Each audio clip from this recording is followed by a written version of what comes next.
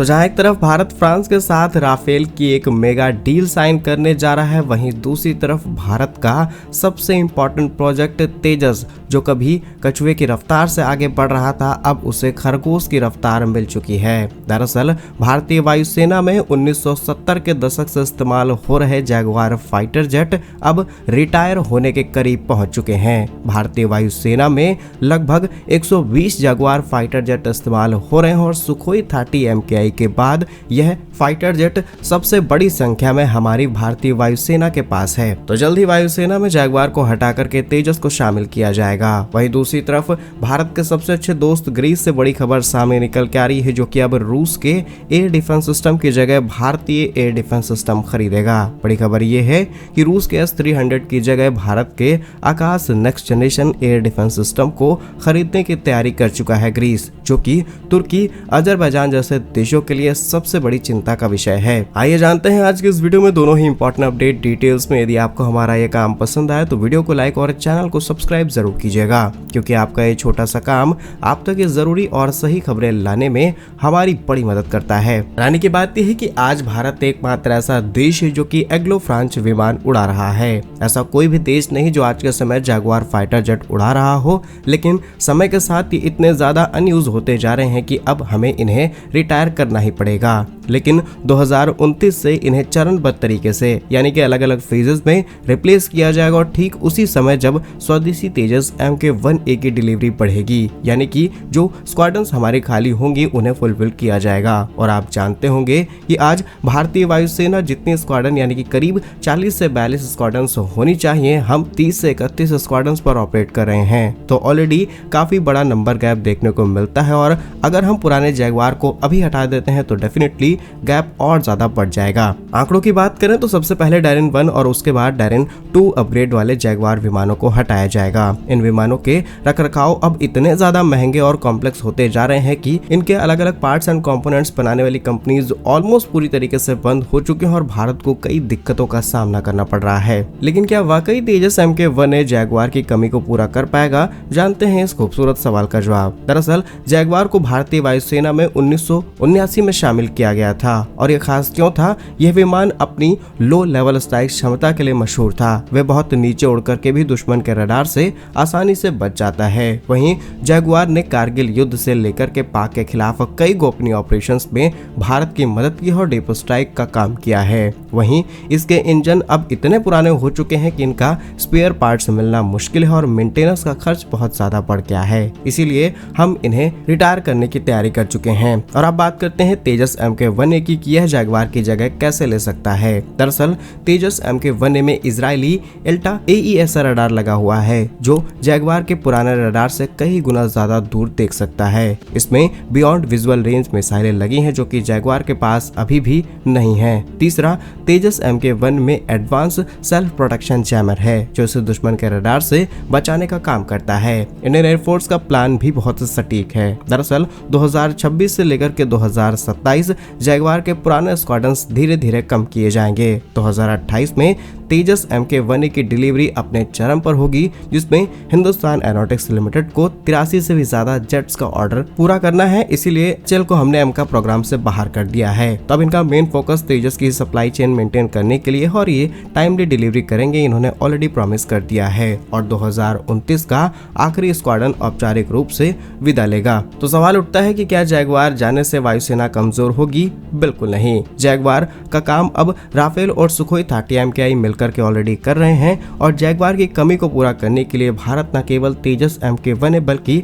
भविष्य में तेजस Mk-2 की भी संख्या को बढ़ाएगी। और एमका पर तो ऑलरेडी हमने दांव लगा दिया और सरकार, इसके अलावा रक्षा मंत्री ने चैलेंज दे दिया है भारत के सभी रिसर्च इंस्टीट्यूशंस को कि अब हमारे पास कुछ ही साल बचे हैं, 5 से 7 साल। इतने ही कम समय के अंदर हमें हर एक चीज डेवलप करनी है। फुल कंट्रोल अगर सरकार की तरफ से दिया जाता है और एक मोटा बजट दिया जाता है, रिस्क लेने की कैपेबिलिटीज दी जाती हैं, तो डेफिनेटली भारत में, भारतीय वैज्ञानिकों में, भारत की IITs, भारत के रिसर्च इंस्टीट्यूशंस में वो पोटेंशियल है जो कि इस काम को बहुत आसानी से अचीव कर सकते हैं। बट कहीं ना कहीं सरकार की ही कमियां सामने निकल के आती रही हैं, जिन्होंने कई प्रोजेक्ट ठंडे बस्ते में डाले हैं। नहीं तो शायद आज भारत भारत के पास अपना खुद का 5th generation fighter jet engine, फिर 4.5 जनरेशन वाला फाइटर जेट इंजन तो डेफिनेटली होता। बाकी क्या आप हमारी इस बात से सहमत हैं तो कमेंट में जरूर बताइएगा। दूसरी खबर अंतर्राष्ट्रीय सुर्खियों से। दरअसल यह खबर भारत की रक्षा कूटनीति और आत्मनिर्भर भारत के लिए एक बहुत महत्वपूर्ण घटनाक्रम है। फरवरी 2026 में इस रिपोर्ट ने सबको हैरान कर दिया।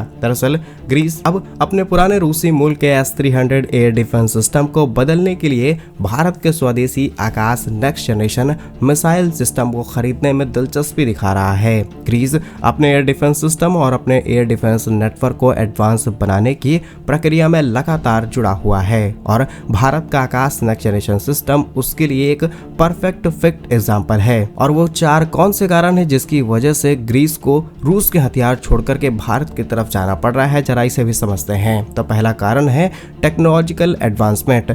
आकाश नेक्स्ट जनरेशन पुराने आकाश सिस्टम का अपग्रेडेड वर्जन है जो कि आधुनिक खतरे जैसे कि क्रूज मिसाइल और ड्रोन को भी रोकने के लिए डिजाइन किया गया है। दूसरा है रेंज और क्षमता। इसकी रेंज 50 किलोमीटर है जो कि medium range air defence system के लिए बहुत इफेक्टिव है। यह एक साथ कई लक्ष्यों को ट्रैक कर उन्हें एंगेज करने की ताकत रखता है। तीसरा रखरखाव में आसानी।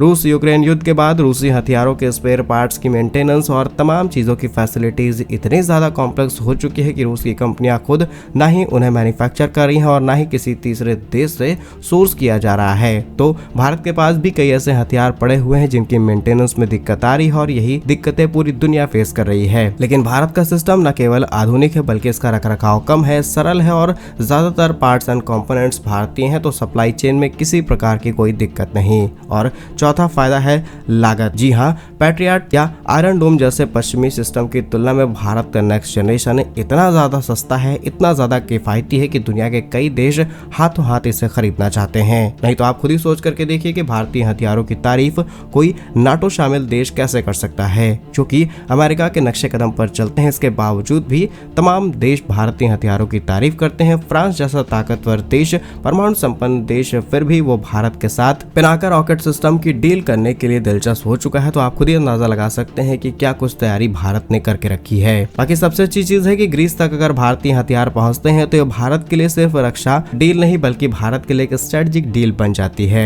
दरअसल ग्रीस के पड़ोस में है तुर्की और तुर्की लगातार कंसर्न दे रहा है कि भारत यहाँ पर अपने हथियार भेज करके, स्पेशली सस्ते हथियार भेज करके हमारे लिए मुश्किलें पैदा कर रहा है। अब ग्रीस जैसा देश जब सस्ते हथियार पाएगा तो एक सेकंड भी नहीं लेगा तुर्की की हर एक गतिविधि पर अपनी प्रतिक्रिया देने में। और हाल ही में भारत और ग्रीस ने अपने रिश्ते कुछ इस तरीके से बदले हैं कि तुर्की को भूल जाएगा कि क्यों भारत के पड़ोसी देशों के साथ हमने दोस्ती बढ़ाई। जी हाँ, तुर्की वही देश है जिसने भारत के पड़ोसी देश पाक और बांग्लादेश जैसे देशों को अपने ड्रोन्स बेच करके भारत के लिए चिंताएं पैदा की हैं और भारत ने ग्रीस से दोस्ती बढ़ा करके तुर्की के लिए मुश्किलें पैदा कर दी। दरअसल जनवरी 2026 में ही भारत और ग्रीस के बीच मिलिट्री कोऑपरेशन प्रोग्राम 2026 पर हस्ताक्षर हुए, जिससे अगले कई सालों तक दोनों देश मिलिट्री एक्सरसाइज करेंगे। अब ग्रीस एक नाटो सदस्य देश है। भारतीय डिफेंस सिस्टम लगातार इस देश में एक्सपोर्ट हो रहे हैं, जिससे ग्रीस नाटो का पहला देश बन जाता है जो भारतीय हथियारों को इतने बड़े लेवल पर खरीद रहा है। और इससे ओवरऑल भारत की मार्केटिंग सेट होती है कि भारतीय हथियार नाटो स्टैंडर्ड के बन चुके हैं और अब दुनिया इन्हें खरीदने के लिए इंटरेस्टेड है। तो आप समझ चुके होंगे कि यहाँ पर जियोपॉलिटिक्स क्या है, पॉलिटिक्स क्या है, डिफेंस डील क्या है और भारत की